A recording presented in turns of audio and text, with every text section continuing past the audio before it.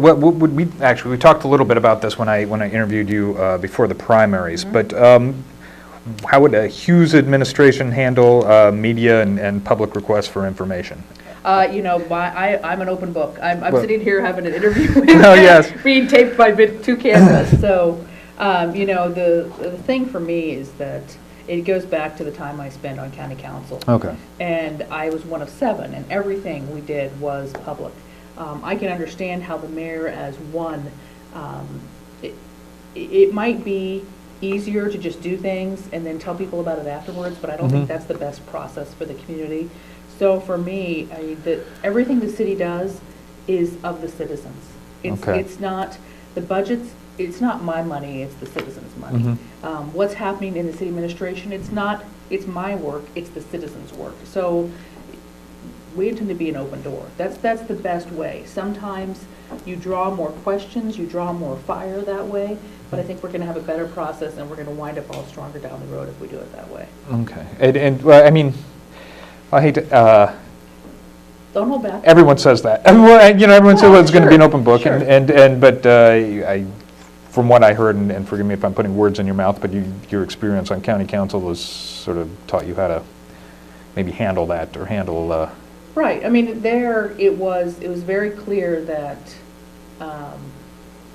there were times when, and I'll try to use an example to show what I mean, how I have lived this life already. Okay. On county council, when we went through the budget processes, it's difficult to sit there and make decisions about who gets how much money.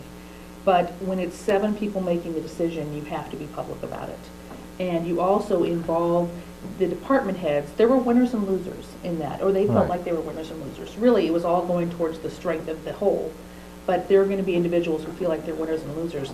But if you let them into the backside of the process, if you open the doors and let people understand how you're making the decisions, then they're going to be more likely to fully embrace those decisions and own them and make the best of them. Okay. You know, and again, that's you know, that budget process is probably the strongest example I could say. We sat around a table and had a ring of department heads around us. So the people the future of their budgets was being discussed at the county council table. And they heard us talk openly about the pros and cons of going one way or another, and they could insert themselves in the process. Okay. And you know, it would have been much easier, maybe quicker. I don't know if easier, but quicker to just say, oh, this person gets that, and this person gets this, and this person gets that, and then you're done with it. You're done in a couple hours. Right. Instead, it took us a couple of days because we took the time to exhaustively discuss, well, they have this revenue stream, and they're getting this cut, and they're getting that cut, and have the people who are directly being affected be part of the process. Okay. I think it's a better end result. Yeah. So where in that process does the open book start? Well, it starts right from the beginning. I talked about the first 5 things I'm going to do, and one of those first 5 things is the people's audit. And that is a way of actively engaging citizens in what's happening in all of the different city departments. And those meetings are going to be open to the public. I don't know. I think people are going to get tired of it after a while. It has the potential to be very tedious. Yes. But it's work that needs to be done. And that's kind of what I was talking about before. It's certainly not always the easiest way to be very open about everything you're doing, but I think it's the best way. So yeah, it starts from day one, and there's a balance.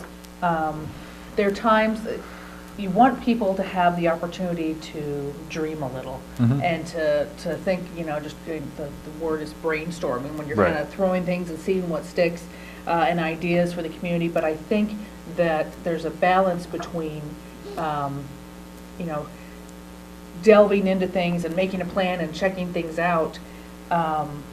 And at what point you involve the public. I think you involve them from the beginning. I think you say, well, hey, this is something we're thinking about, and if there is a hue and outcry that says, no, we hate that, well, then you know pretty clearly that it's not a direction the city wants to go. If you get a balanced kind of, well, we don't know, what about this, what about that, you take more risk that way, but I think it's a better leadership process. Okay.